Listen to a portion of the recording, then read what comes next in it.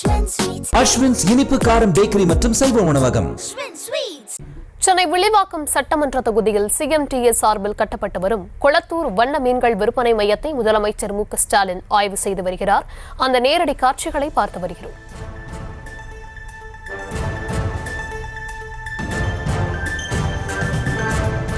விவரங்களை தர இருக்கிறார் செய்தியாளர் பாரிகார்த்திக். விவரங்களை வழங்கலாம்.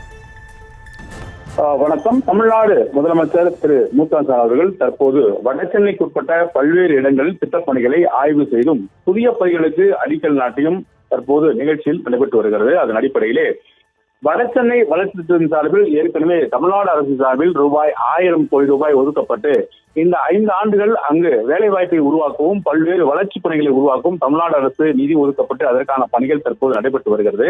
அதன் அடிப்படையில் தான் தற்போது வடசென்னை வளர்ச்சி திட்டத்தின் கீழ் நடைபெற்று வரும் பணிகளை முதலமைச்சர் அவர்கள் ஆய்வு செய்து வருகிறார். முதலாவதாக கொளத்தூர் பாடி மேம்பாலம் அருகில் வண்ண மீன்கள் விற்பனை மையத்தை தமிழ்நாடு சென்னை பெருநகர வளர்ச்சி குழுமம் சார்பில் நடைபெறும் இந்த பணிகளை முதலமைச்சர் அவர்கள் பார்வையிட்டு வருகிறார். அதன் அடிப்படையில் அந்த வண்ண மீன்களுடைய விற்பனை மையமானது சிஎம்டி அதாவது சென்னை பெருநகர வளர்ச்சி குழுமம் சார்பில் இத்தகைய பணியாளர்கள் நடைபெற்று வருவது அதை முதலமைச்சர் அவர்கள் ஆய்வு செய்து வருகிறார். அதே போல திருவிக நகரில் கன்னிகாபுரம் விளையாட்டு மைதானம் அதாவது அதுவும் சிஎம்டிஏ சார்பில் சென்னை பெருநகர வளர்ச்சி குழுமம் சார்பில் அந்த பணியானது நடைபெற்று வருகிறது.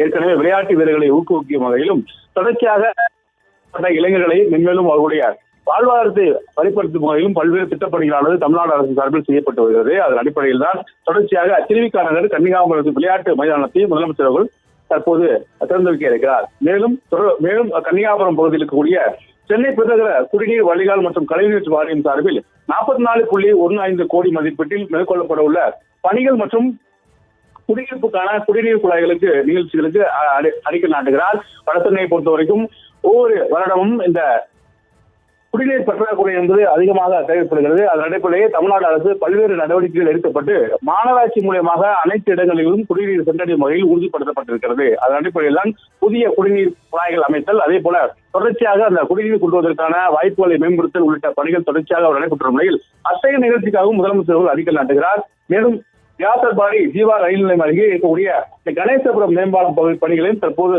முதலமைச்சர் அவர்கள் பார்வையிட இருக்கிறார். குறிப்பாக நாம் பார்க்கக்கூடிய அந்த கணேசபுரம் மேம்பாலம் என்பது ஒரு சிறிய மலைக்கே மழைநீர் தேங்குகின்ற ஒரு பகுதியாக இருக்கிறது.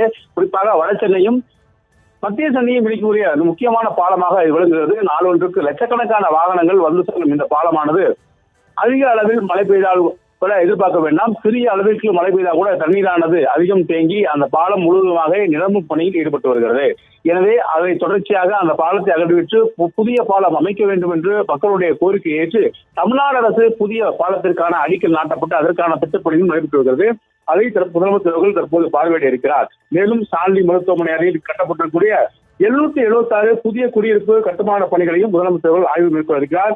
மேலும் ஆர்கே நகர் தனியார்பேட்டை பேருந்து நிலையத்தில் அமைக்கக்கூடிய அந்த பணிகளையும் முதலமைச்சர் அவர்கள் தற்போது ஆய்வு செய்திருக்கிறார். தொடர்ச்சியாக சென்னை பெருநகர வளர்ச்சி குழுமம் சார்பில் நடைபெற்று வரும் இந்த 5க்கும் மேற்பட்ட பணிகளை முதலமைச்சர்கள் நேரடியாக சென்று அந்த பணிகள் குறித்தும் புதிய பணிகளுக்கு அடிக்கல் நாட்டியும் தற்போது முதலமைச்சர்கள் தொடர்ச்சியாக நிகழ்ச்சியில் கலந்து கொண்டு வருகிறார்.